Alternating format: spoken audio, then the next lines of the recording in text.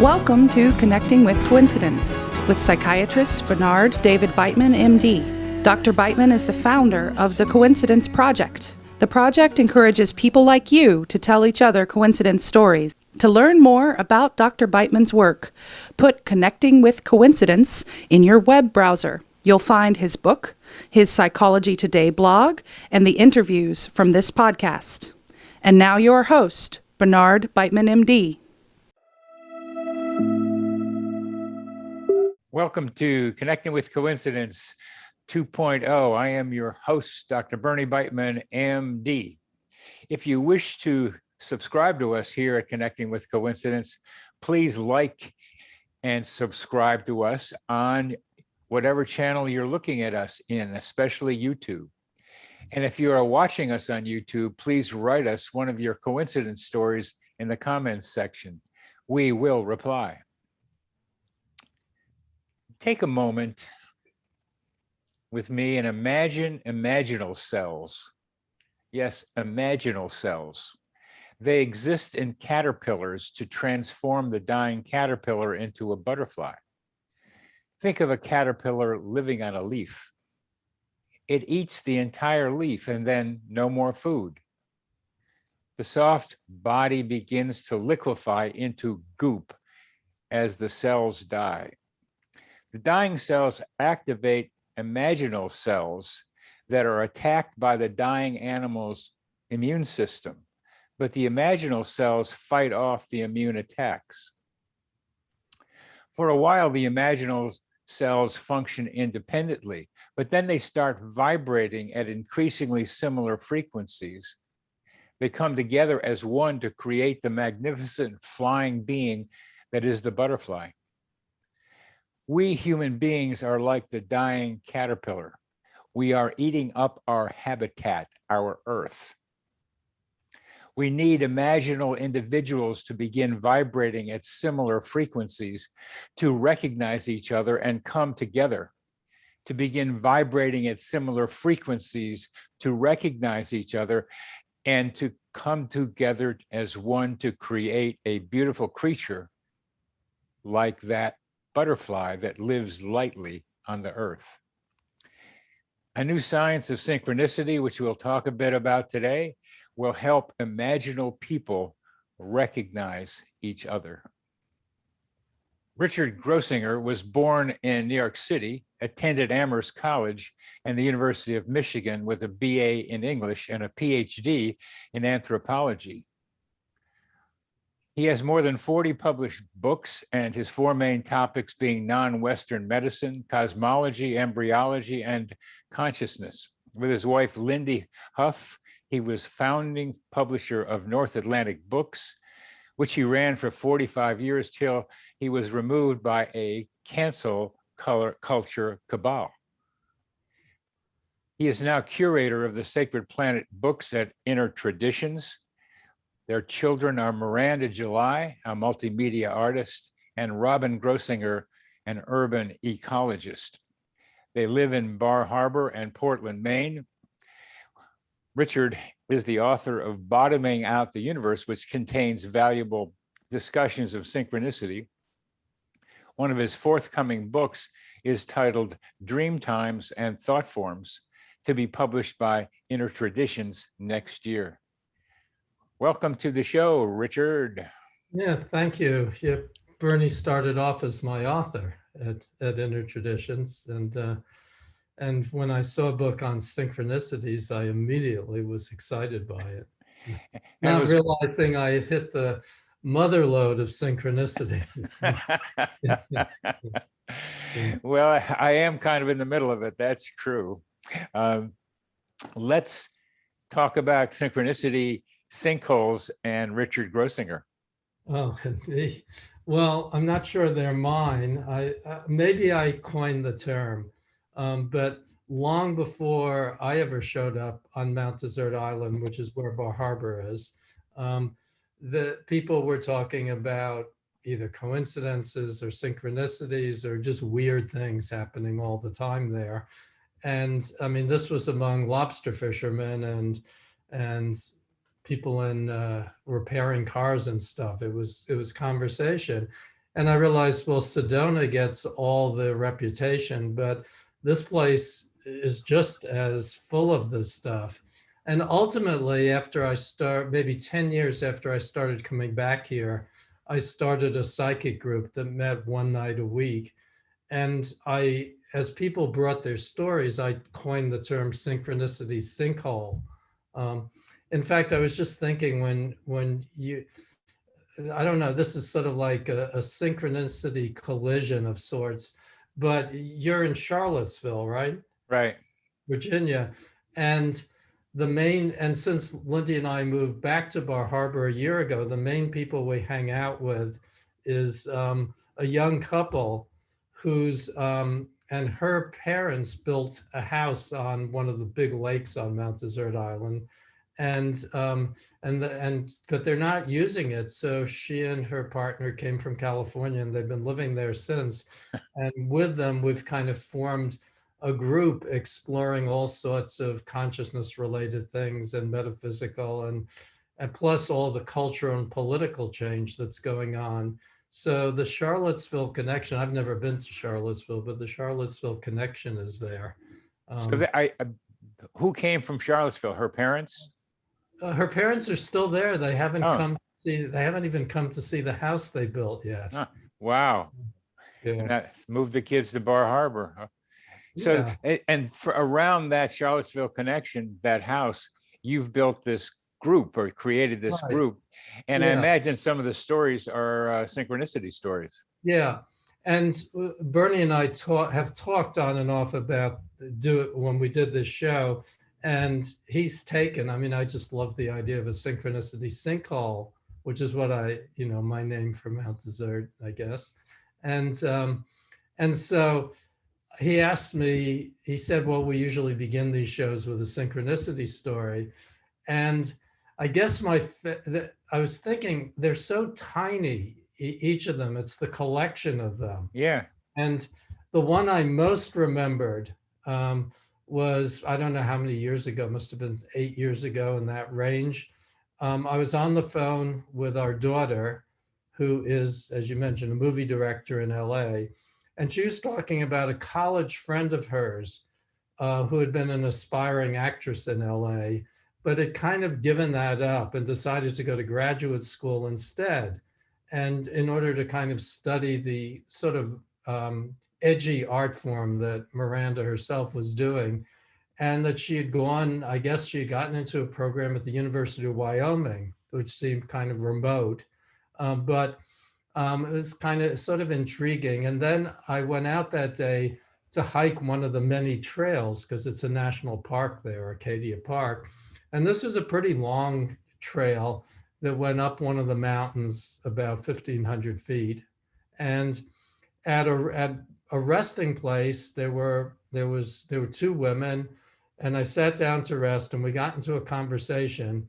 And one of them turned out to be the thesis advisor or the advisor and thesis advisor to be of this woman who had just started school there. And I just heard about that morning. And that was the most striking of them. I was also thinking of the time I was walking with a friend. And let me hold on just a second. I just want to be clear that the person who went to Wyoming to go to school was who? Was a friend of our daughter. A friend of your daughter. So a friend of your daughter's goes to Wyoming to go to school and needs a thesis advisor. And the thesis advisor ends up sitting down next to you in Bar Harbor, Maine, on your hike up there. Okay. Yeah, on the same day I heard about it. On the same day you heard about it. Yeah.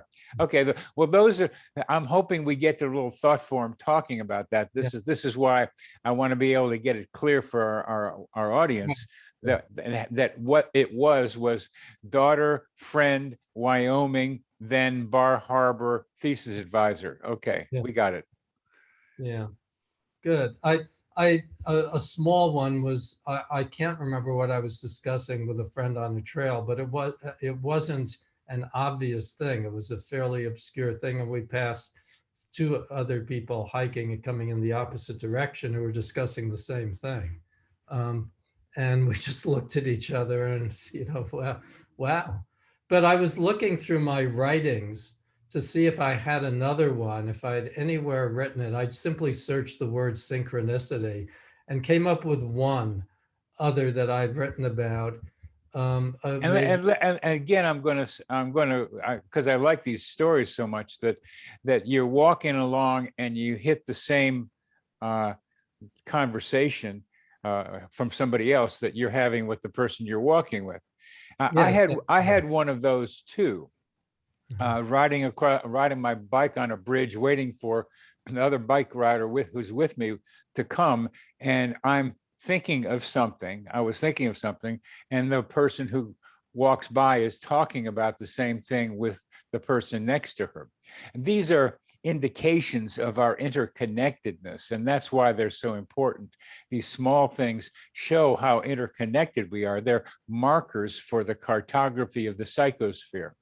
So please tell us your next story. Yeah, well, I only have one more in this sequence, the one I found. Yeah. Lindy and I were going to a yoga class in the early evening, and I decided there was time to do a hike in the afternoon. And I picked a really obscure trail. I mean, there've got to be hundreds of trails basically in that park. I picked a really obscure one quite far away from our house and from the yoga class, and then got off on a loop of it that was even more obscure than the trail itself. And who do I run into but the yoga teacher who's going to teach the class? And she teased me. She said, "What are you doing here? Aren't you coming to class?" And I'm not good at yoga at all. I'm probably the worst I was the worst in that class. And I said, after we parted, I said, "Don't be late for the class." And she said, "Well, if I miss it, you can teach it," which was ridiculous. But that was. There's so many others of these which I don't remember, and I think the fact that at a certain point you stop remembering them or you don't consider them special is somewhat indicative of the fact that we live in that psychosphere that you talk about, and that we take it for granted in a sense, as remarkable as it is, and as inexplicable by conventional logic. And I was thinking to bridge a little bit to stuff we've talked about outside of this discussion, that that pretty much all the synchronicities cut across other kind of paranormal aspects of reality in different ways. I mean, some of them are just pure synchronicities, and I explored this most fully in Bottoming Out the Universe. But I also, in an earlier book, The Night Sky, wrote a lot about Jung and Pauli's correspondence back and forth. Carl Jung and, was it Wolfgang Pauli, Yes. corresponded Yes, about Wolfgang. synchronicity. Yes. There's a Princeton University. And Wolfgang was a quantum physicist, one of the early ones, who got the Nobel Prize for the Pali principle. There's a Pali principle he was doing. Yeah. Yeah, and so you had a psychologist and a physicist who both felt that this was really key to any understanding of how the universe worked.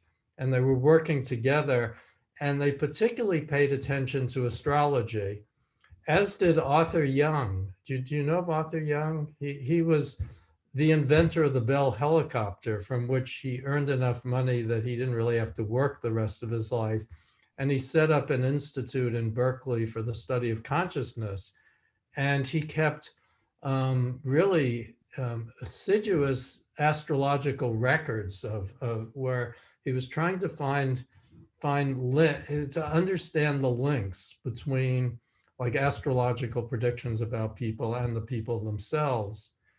And that's one, but I was also thinking that obviously telepathy plays a role, because certain synchronicities could be explained as telepathy. Like if somebody was having a conversation and you were approaching them on the trail, it's possible that you could, without knowing it in your conscious mind, in your unconscious, you could be drawn to the same topic, and probably more a fair range of synchronicities could be at least kind of tentatively explained by that.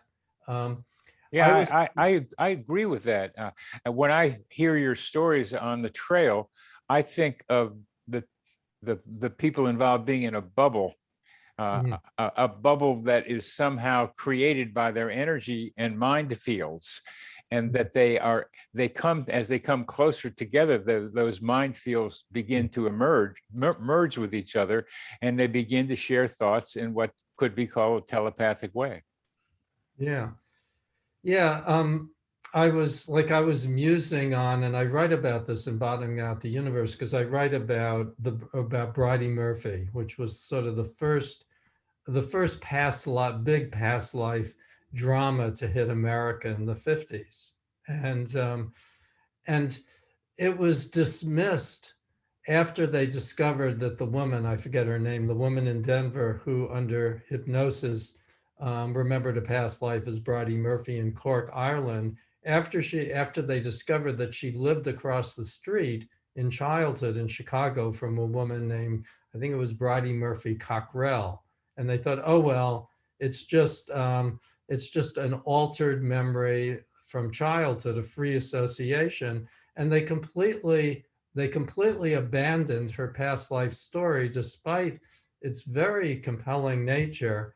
And they never considered the possibility that there could be a synchronicity working with a past life memory. And Yeah. Yeah. That's good. That's good. so here's when Bernie asked me to think about synchronicities, the first thing I hit upon was something I wouldn't quite call synchronicities, but maybe serendipity is not a bad word, but it's something about how one's life is guided. I feel as though most of the conscious, like functional, pragmatic decisions I've made vis-a-vis goals have not worked out, and that the things that have worked out have been the chance things that have seemed almost guided. Um, many of them, many of them kind of starting off in exactly the wrong place in the wrong direction. For instance, even recently being cancel cultured by a press my wife and I started led me to Inner Traditions, which is a so much more better and resourceful press that allows me to publish such a wide range of people, including you, and that would not have been the way I would have chosen to get there. We've been watching Crash Landing on You, the South Korean serial, which is very beautiful in its way. And at one point, the woman who is paraglided by accident into North Korea, and the soldier who becomes her romantic partner, are discussing their lives, and they talk about how you get on a train and it's going to the wrong station, and then that turns out to be the right station and the only train you could have taken to get there. And I think that that's a subset of synchronicities, and that's more what I find when I look at the story, the narrative in my internal narrative of my life, that the most counterintuitive ways of getting to things have led to things I wouldn't have I would have wanted to reach or thought to reach more directly. Um, but here's what. Go ahead. Those are very important descriptions, and they fall into a category that I call human GPS, Mhm. getting to where you need to be without knowing how you got there. That there is an inner guidance system in us. It seems like it comes from the outside and we're being guided, which is partially true, I think. But there's also in us the ability to locate where we need to be with that, and then we bumble along what it seems to be bumbling along and to where we need to be without knowing how we actually did it. Yeah, and the knowing often will get in the way. And conscious knowing will do it. Intuitively feeling it is what helps us do it. And that's that inner guidance system, which we want to attribute to a higher power, to which some degree there is. But I like to emphasize the power within you to make the wrong, to make the wrong, what, pardon? That is the higher power. I mean, in God's image, in that sense. Well, I've got some other ideas about how that works. We each have in the psychosphere, a higher self, which is communicating to us and seeing things more broadly than we can see right down here on Earth. Sort of like Anthony Peake's use of the daimon. Yeah.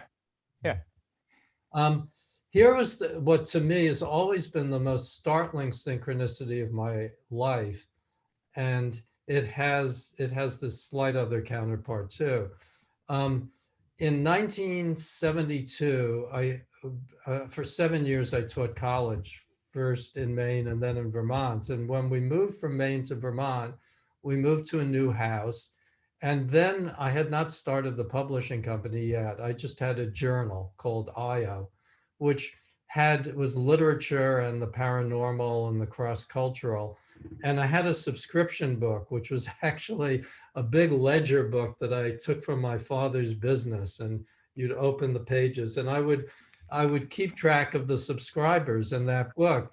And when somebody, and also if somebody bought just a single issue, they went in the book in hopes of their becoming a subscriber. But after a while, if they didn't subscribe, I whited them out and use the space. So people know what whiting out is, because it's an ancient idea. Correction fluid, yeah, right. There was an ink-like thing. Here? No, you dumped them. Yeah. You still got one? You still have I was looking to see if I had it, but I don't actually. Well, describe what whiting out is. It's like something you bought at a stationery store, a little container, and you took it out and had a brush and you brushed over it with white. Yeah, that's right. Waited for it to dry, and then you could write over it. Yeah. Okay. I even remember the person's name. His name was Jay Zipper. And Zipper? And he lived in Pennsylvania. And I guess it had been like more than 5 years since he had bought a single copy of one issue back when we were living in Ann Arbor. So I whited him out and wrote in the name of a new subscriber that day when the doorbell rang. And of course, you know what's coming here. I went down, and it was the summer before the term started. And it was a student who had come for their summer ecology program, and founded and run by the inimitable Murray Bookchin, which would make a whole other set of stories. But anyway, I said, no, this is our house. We're not renting rooms. And he said, well, can I give you my name in case, whatever. So yeah, sure. Jay Zipper. No, not the same Jay Zipper who once bought an issue. Yes, the same Jay Zipper from Pennsylvania. Yes, the same Jay. That one confounds me. But when I told it, back in that era, people were very involved in what became chaos magic, and especially Aleister Crowley's version of it. And it was immediately shown to me that in one ceremony, you erase a name in order to cause the person to manifest. So I thought about that. And now in the context of this, that's yet another kind of place where synchronicity overlaps with a different system of thought. The coincidences in general, which serendipity and synchronicity are part of, are clues to how reality works. Mm-hmm.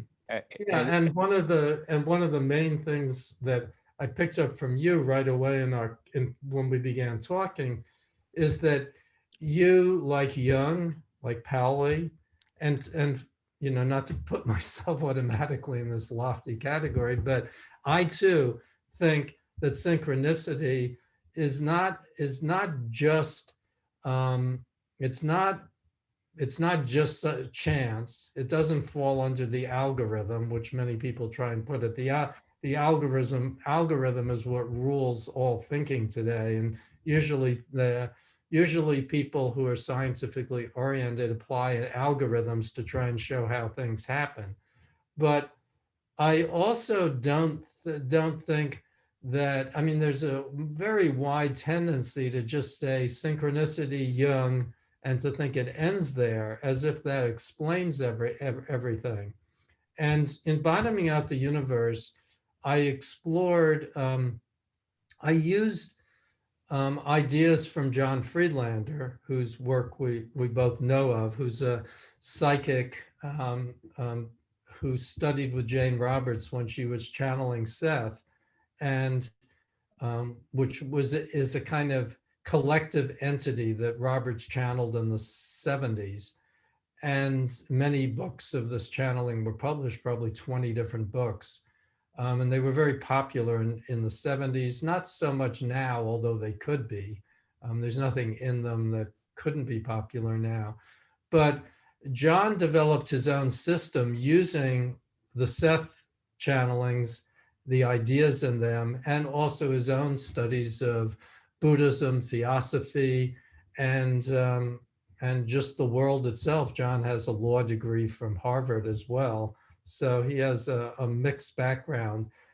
And John likes the term thought form, which comes, I forget if it comes directly from Seth or if that's a kind of creation of a term to explain what Seth is talking about. And it also is a translation, I think it's Tibetan Buddhist term. I think it is. I think it is. And it's a really powerful concept, the thought form, because right away, if you look at the word, it has in it both thought and form, both mind and matter. And in some sense, it relates to Jung's use of the term psychoid, which was for borderline entities that to Jung's mind existed, but needed us, our projection onto them, to bring them into this frame of reference. And UFOs have always been the best example of that.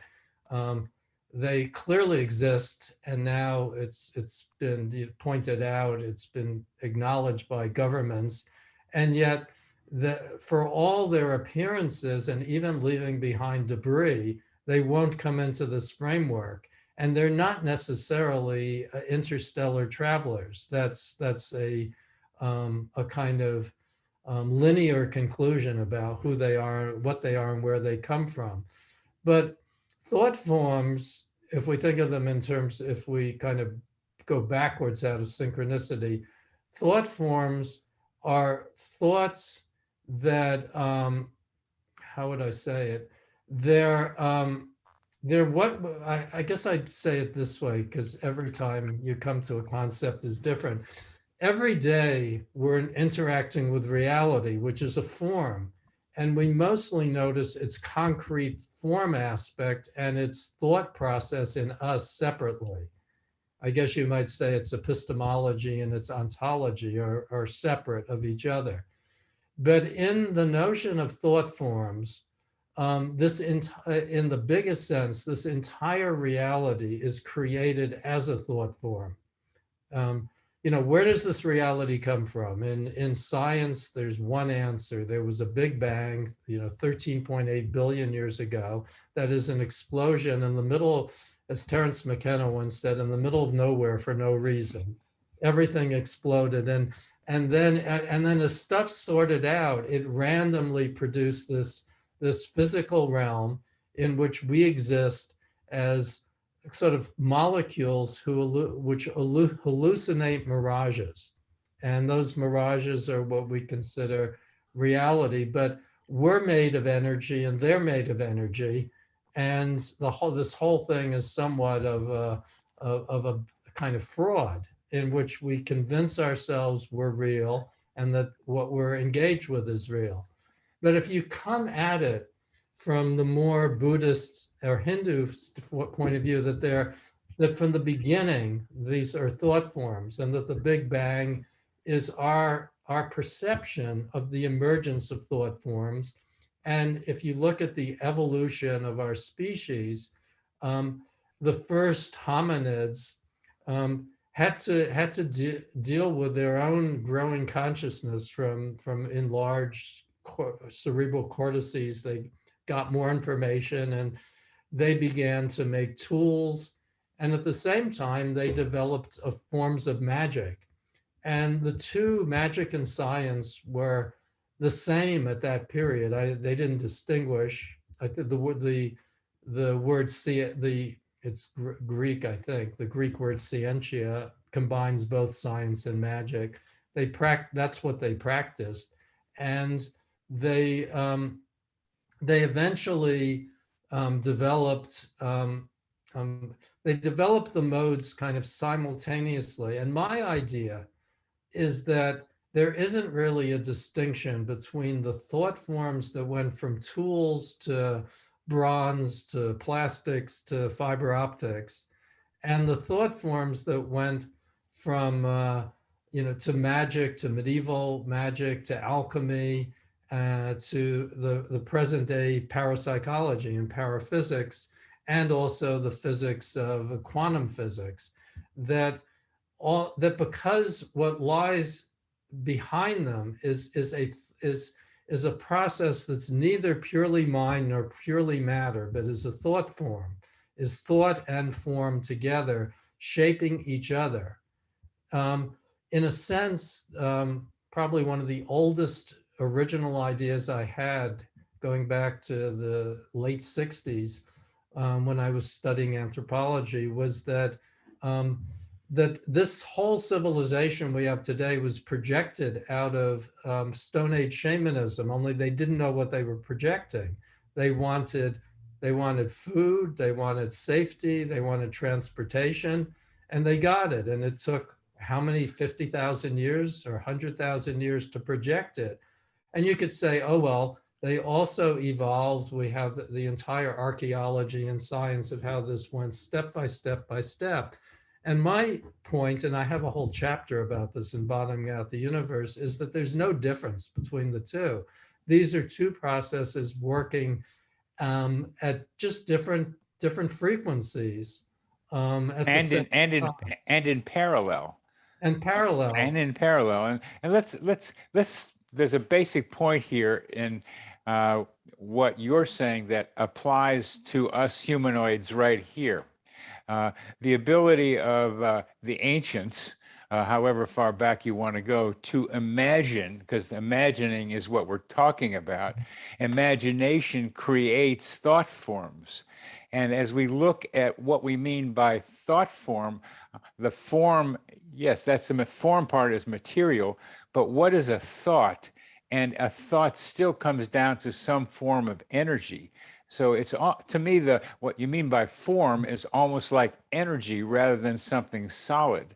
So it's an idea encased or integrated with energy. So it's energy information that we can create out of our own minds, which we can call thought forms, because that has a nice ring to it too, because it gives a kind of border to the concept of what we're thinking about. So that means that I can create reality through what we imagine.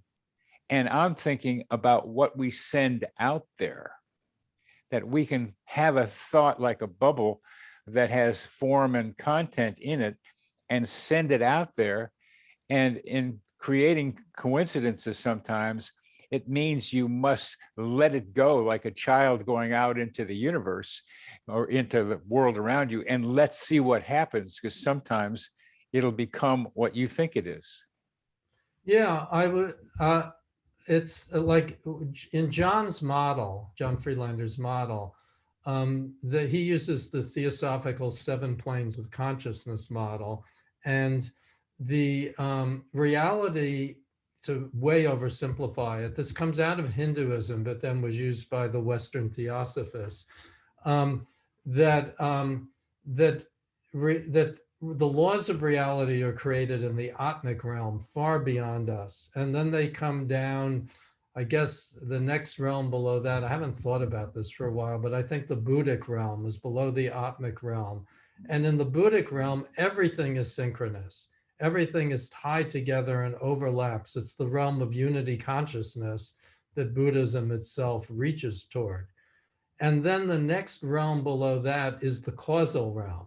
And that's where things start to get organized in cause and effect.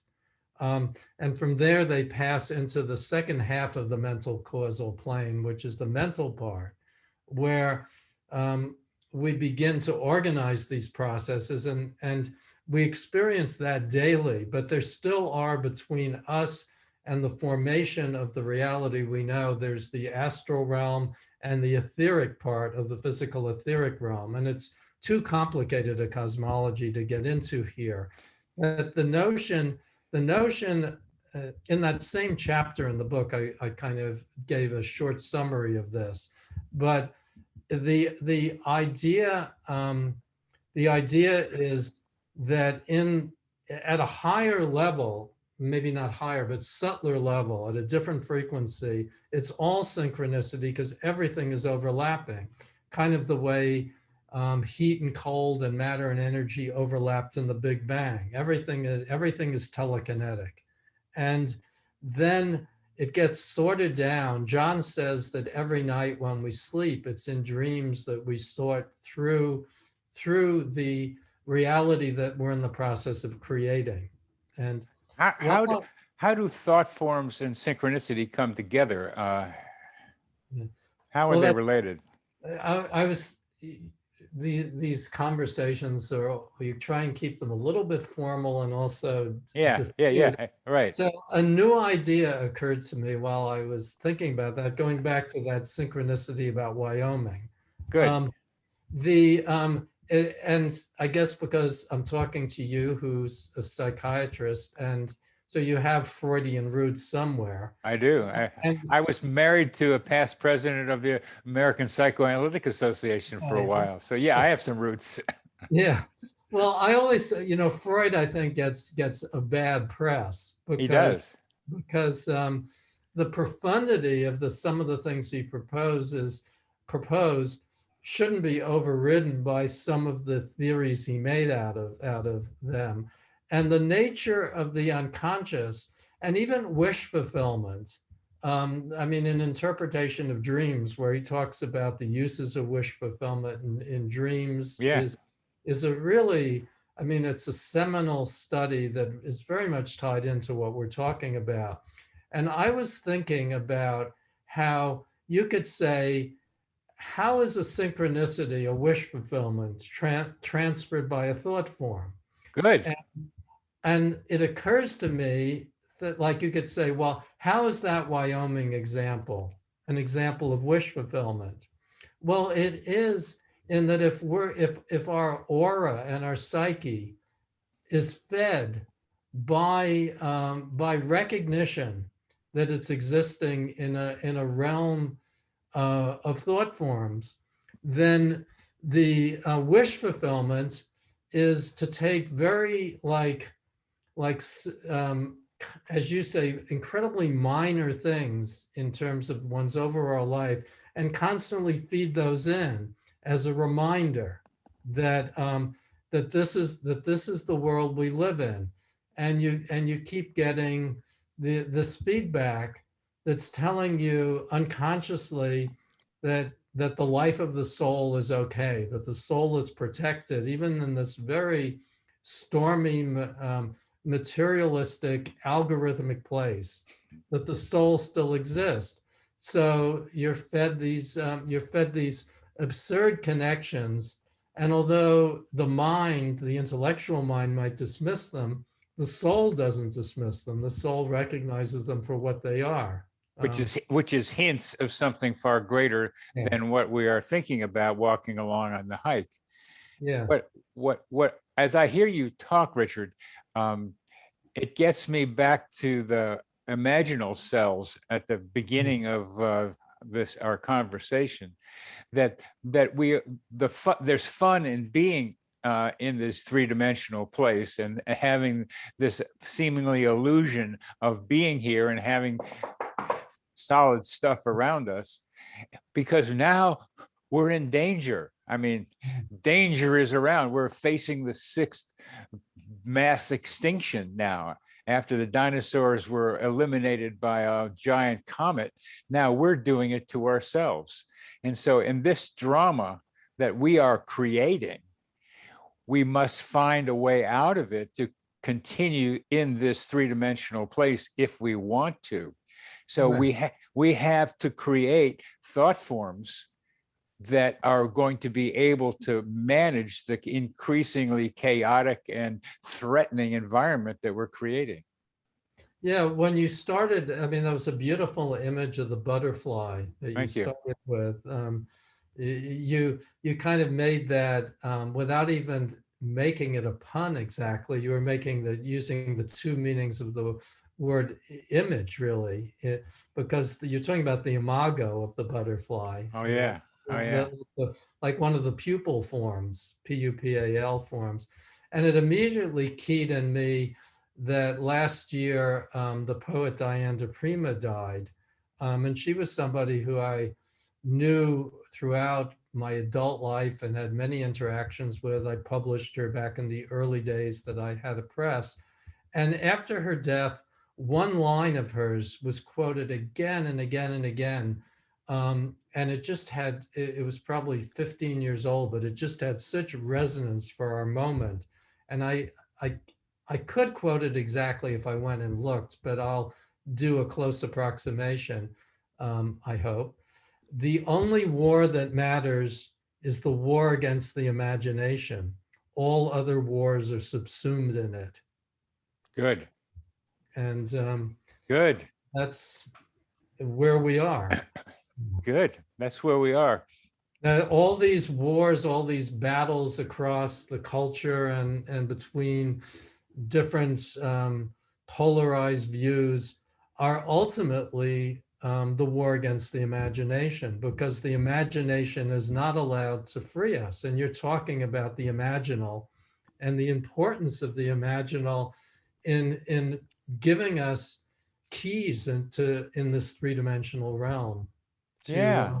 That I've heard that other places. I may even come up with it myself, but something like that, where we need to be able to have the courage to imagine, because because there's threats to imagining.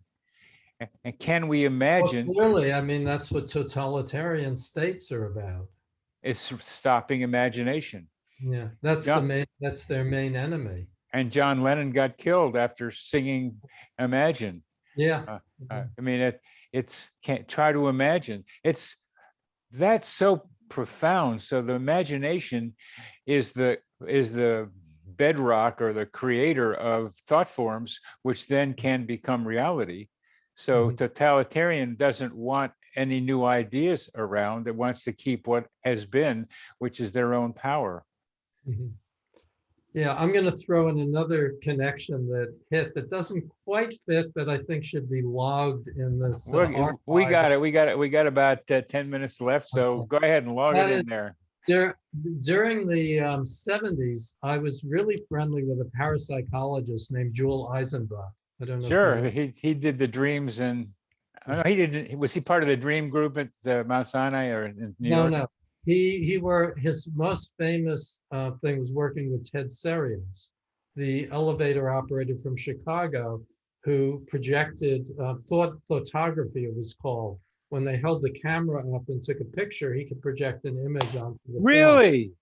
Did you know about that? No. That is thought forms, literally. That's true. That's what I mean. That's what I mean right there. I'm gonna get the reference from you after we're finished. Keep going. There was a psychical society in Portland, well, where I am now in Portland, Maine, and they had guests and different people. Stanley Scribner spoke and Joel Eisenbud, and it happened that Joel was from Denver, where my wife is also from. So I took to visiting him in Denver and had long conversations with him, the best of which I probably quote in half the books I write, where he speaks about the ridiculousness of war. And he says, it's as if we have all this over-implementation. I need B-52 bombers. I need warheads, all to cover the fact that we can kill with our minds. He said all this absurd burlesque goes on, and he was like a Freudian parapsychologist in that sense. But anyway, in my interview with Joel, we covered much ground, and he talked about the Dutch psychic Quaset. I forget his first name. Famous Dutch psychic who had this thing where he would go out on the street and hand out random seat numbers, like tickets where you had a seat. And he would, how would this work? They would be handed out randomly. And so people who would come and sit in the seats would be random. But I'm forgetting the exact sequence, but the point is that even though he didn't know who would get the tickets, he still was able to say relevant information that had high accuracy, given the unlikelihood of any accuracy, of what the person who would sit in that seat would like. He played a tuba. That's very specific. Or he had a noisy neighbor or something. I don't remember all of them. But Joel, did a study of Quaset, and he said, I came to the conclusion that he doesn't foresee the future, he creates it. Ah. And he said, so I used to stay out of his way. And that again crosses back to the notion of like voodoo and the way voodoo works in societies that practice it, in which there is a classic article, Walter Cannon, Voodoo Death. Do you know? You must know that. Yeah, that all of this stuff kind of overlaps and forms its own kind of like department of thinking that, of course, isn't organized in any academy, but except maybe in Charlottesville, where Ian Stevenson practiced. Yeah, and we have a lot of other crazy stuff going around here too, besides reincarnation, near-death experiences.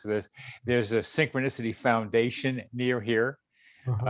There's the Monroe Institute, where they they get where people they to travel in thought, but they travel in either astral or etheric realms. Yeah, and there's Atlantic University, Edgar Casey's thing, which is 3 hours from here in Virginia Beach. Talk about a sinkhole. Talk about a sinkhole, really. I mean, this is like a vibratory craziness around here. And we got more dance episodes, at least we used to, more dance meetings than most big cities. So, but that's faded. So it's a little bit for me like being in San Francisco in the late 60s where I was. It's a little bit like it happens around here a lot. So there are sinkholes. So it happens here, but what we're talking about is saying nothing of the craziness that Charlottesville is associated with in the mass culture. And now we're having the trial right now of the white supremacists who marched and did a few killings right here down, a mile from my house. And the trial is going on here right now. So this is a vortex of both good and evil. And one of the most important ideas about this existence, how whoever created it, is there's always something yin and yang. There's always good and bad around here. Everything contains its opposite is somewhat true. It's all there. Yeah, John says this is the astral realm laying on us. He says the astral realm is polarized, but every piece of the astral realm is polarized, and then every piece of that is polarized. So yeah, that's what we got. That's what we got. And I think for some reason, I think there's some enjoyment in that. There's like a game in it that we play with it. That's why we're here or something like that. But as we get close to having to wrap this up, Richard, the idea of our minds being able to create thought forms that then can manifest becomes a question that I ask you. How do we, what is the mechanics, if you will, of how a mind can do that? Well, I think we should start from the premise that there's more about the universe we're in that we don't know than that we do. Yes, sir. Stephen Hawking notwithstanding.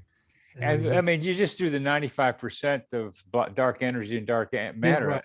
You just Yeah, start with that, but right. But we can't even describe the physical universe fully. and what about the idea that dark energy and dark matter are right here in your place, right there in Portland and in Bar Harbor? They're right around us. What is it? Yeah, that what did when I participated in this conference at MIT, what did this woman call it? She called it something like maybe their dark knowledge, together that what's really missing is dark knowledge. Wonderful. I Yeah. love that. Now, so let's go to thought forms. You just want to start with, we don't know what's going on here. Yeah.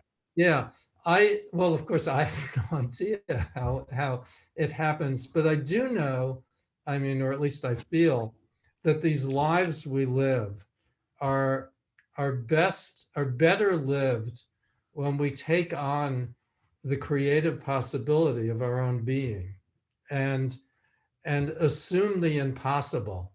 Years ago, a poet said, who I brought to talk to my students in Vermont, said, "Of course it's impossible, therefore do it." And that's also in Buddhism. Well, like, isn't that in the Heart Sutra, or is it something else that, to save all sentient beings is impossible? That's the only reason it's worth doing, because it's impossible. So I think somewhere in that I would find my own answer to that, which is that that the very fact that we don't know what we're doing or where we are, that we can't explain it, is every reason to go ahead and splash around there, because the things that we can explain do nothing but get us in trouble, which goes back to my comment about myself earlier, that my intentions have never worked as well as guidance. Yeah. Yeah. Yeah. Well, I think we're going to end again with assume the impossible. Okay. I think that with thought forms are such an important set of ideas that we've talked about here. And it's really been fun having this opportunity to talk with you, Richard, and get to know your mind yet more, having read some of your books, and thoroughly enjoy talking with Sophie, who you. Oh, right. I like connecting people, and she's one of my I consider her somewhat like discovering an ingenue. I agree with you. I discovered her as an ingenue also, Sophie Strand, She's and really bright. she's really bright and so creative, and so. Yeah, and say what the title, Inner Traditions finally arrived at a title for your book, but we should say what it is too. Well, the title of my new book coming out from Inner Traditions in the fall of 2022 is Meaningful Coincidences. How and why, I forget the rest of it. How and why synchronicity and serendipity happen, something like that. Yeah, but I like meaningful coincidences. I appreciate their having coming up with that. Yeah, they put a lot of work into that, actually. Wow. And it was intention in that case. Yeah. Also, John Friedlander's book, you wrote a blurb for, and it'll be out more like the beginning of next year, and it's called Recentering Seth. And I forget the subtitle of that too. It's about something about interdimensional consciousness. But, and your book on Dreamtime and Thoughtforms is going to come out in the fall. Sometime next year. I've stopped at past a certain age. You sort of feel the difference between being published and not being published isn't that great. So I kind of lose track. But for this topic, Bottoming Out the Universe is really a good book, because I had my mind set on synchronicity throughout. And also my book, The Night Sky, in its last edition, which had the subtitle A Soul and Cosmos, The Night Sky, Soul and Cosmos, which was the third edition of it. Because when I was cancel cultured, all my books were put out of print and pulp. Copies of that are not as easy to get, but Inner Traditions will eventually bring them all back into print. But I do check that one occasionally, and there are still copies of that on, it's not in print, but there are copies of it on Amazon and I imagine elsewhere. So those would be my sources for this topic. Thank you very much, Richard Grossinger. Thank you Okay. very much. We'll be talking again. I know we will. Right. In this case, we have a project together, so. We certainly do. And I think we'll have some more too. Okay, good. Take care. Take care, Richard. Bye-bye. This psychosphere is our mental atmosphere, like a hologram of cosmic consciousness.